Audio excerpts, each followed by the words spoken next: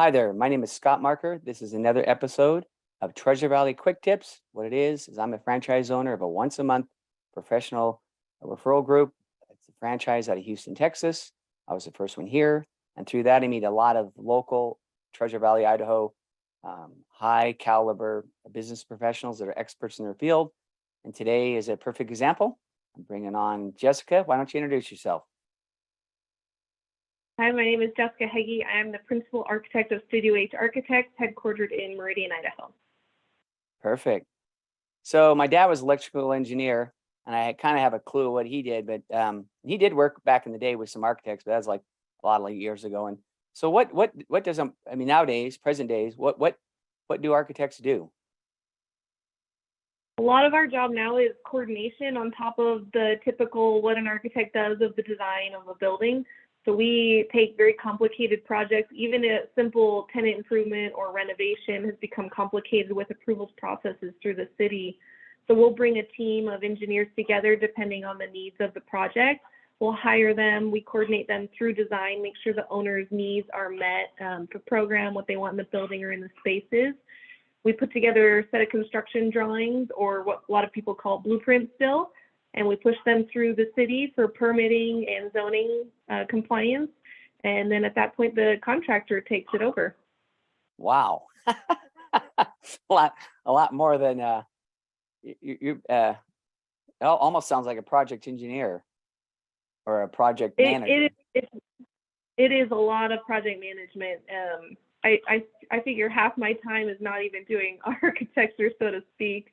There's a lot of drawing, but then there's just a lot of putting submissions together for cities, and it takes hours and hours to pull documents together, go through checklists, fill out all the applications, and then respond to comments that they have. They don't like something, we have to revise it, we send it back, and so it's just a round and round, a lot of paperwork, unfortunately. Wow. Well, I know you do work for residential and for commercial. So give me a scenario on some things you help out people with.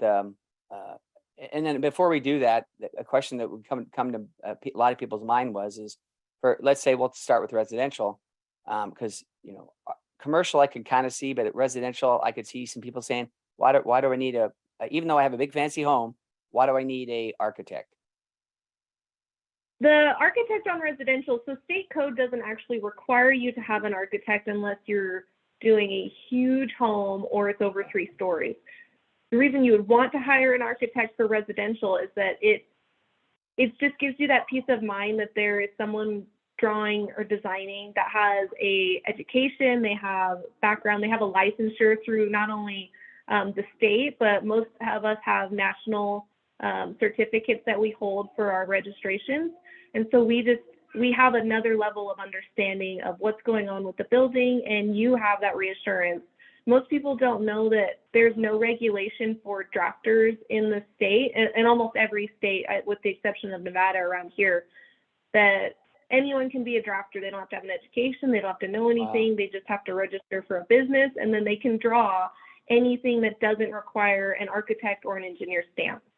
Wow. See, and that seems to be nice, worrisome, because if you quick example is my dad, my house is that old, but one pole somehow was the bottom of it was kind of rotten off on a beam that's out on a deck, and he says, hey, he looked at it and goes, I don't think that's weight bearing at all. I think he used some term like that, So if I kicked it out with part of the house, the overlay would have fall over or something, But there's something where I would hope somebody would have some type of architectural background or something that would let me know that you could build that much out with no support off of the house.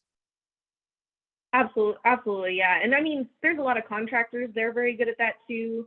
If a drafter, for the most part, from my experience, drafters that have come from the construction industry, they have been really great. Despite not having an architecture education or background, they really understand how residential construction is made. And so they're actually very good at residential. So it's really just, if you didn't want to hire an architect, you wanted to go drafting route, you would just want to check their credentials. What have they done in their past? You know, what kind of background gives them the ability to be able to draw a house and understand how it's put together. Right. And I never thought about this either, but also just as, you know, and just one more layer, if you're like going to sell your house down the way, you know, let's say you have a really fancy home. It's not 3 stories, but 2, but very large, that, hey, we you know, this place is structurally sound because we actually have, you know, Jessica and her team, who's an architect, right, actually helped us build this house. So I guess I never really thought about that before, but that could help out on something that you're trying to sell down the way. So now you segue from that to commercial, right? So, well, let me go back to residential real quick. What about remodels? You know, let's say you're doing a major remodel. Do you do a lot of major remodels? I have in the past, yeah, especially when the house prices started going crazy. A lot of people, they instead look to renovate and add on to houses. And so I was doing quite a bit of that towards the beginning of this year, and really wrapped up a bunch of those. But it's a lot more complicated. It's much easier to build new from a design standpoint and even a construction standpoint. But yeah, I mean, there's a pretty good understanding that you need when you're looking at them. You need to understand how they laid the roof out and what walls may be load bearing, and understanding what you can do with that, and just simple being able to put beams in. And there's just a lot more to it. But again, it could be an architect or an engineer. It's just really what your preference is and what you're looking for and what the qualifications of that individual are. Right, right. So now we move into the commercial side of things, and that's where I think, is it required? Is there any requirements for and commercial buildings of having an architect? Yeah, most jurisdictions have moved to the point where if you're touching a commercial project, other than finish, like a floor, painting a wall, Right. you have to have either an architect or an engineer review it. And it's really, they're looking for life safety. And that's what I think a lot of people don't realize, why they need an architect when they're moving walls or moving doors. It affects life safety, just from a simple, if there's a fire and someone is running from the farthest distance in the building and how far it takes them to run outside of the building, if it exceeds building code, then that's a problem, and it's a huge liability on the owner or the tenant. So that's really why the jurisdictions have asked the architects and made that rule that we need to at least review it from a life safety standpoint, despite it not being a major change to the space.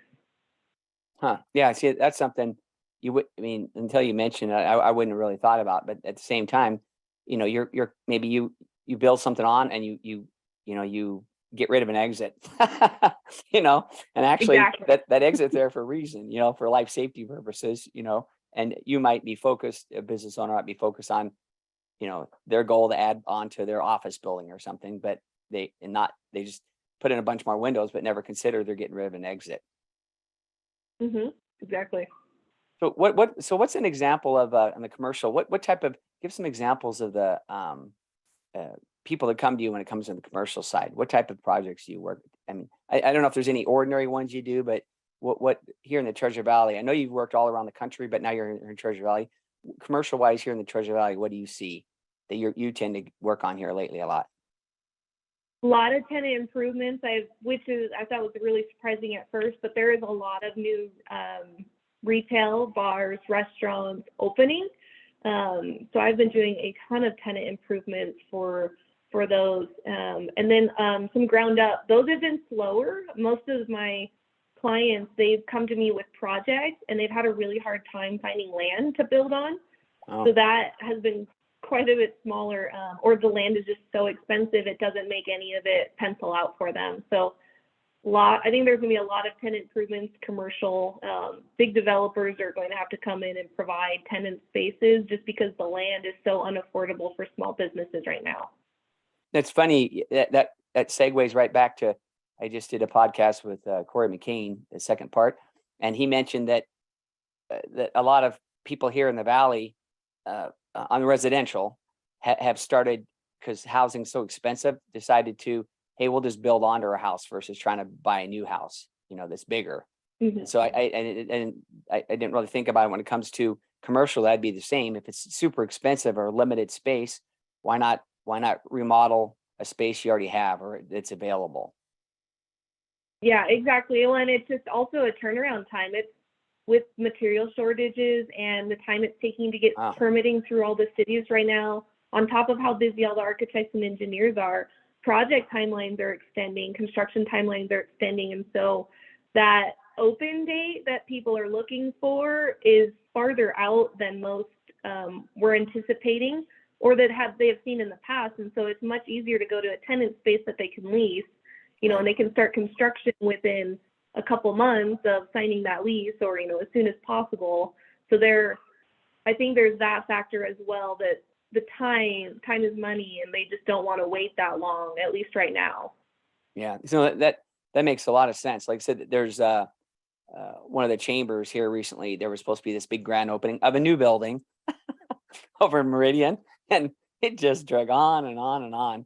And they had a partial opening, and then finally had the real opening. But it's what you said. I just heard through the grapevine they just couldn't get all the materials to get the place finished.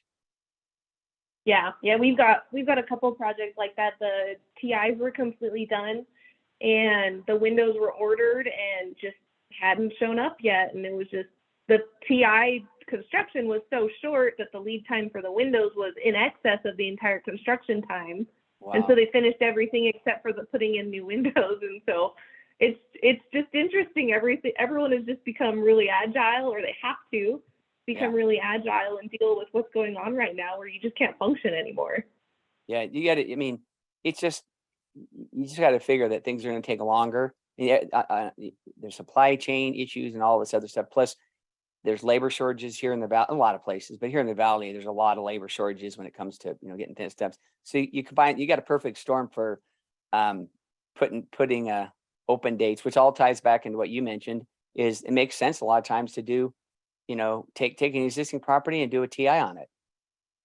You know, Yeah, it does. It's not favorable maybe from a long-term investment standpoint, but it's just the nature of how it is right now, unfortunately. So I think we'll see a lot of that until something corrects a little bit. yeah, Whether on the economic, salary, or property side of it, it'll be an interesting change for the valley. right.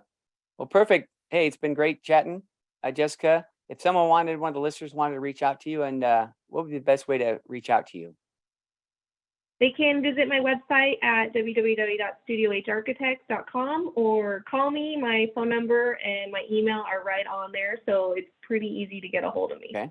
And I'll put them in the show notes too, so they'll be able to get that information. So, hey, I appreciate it.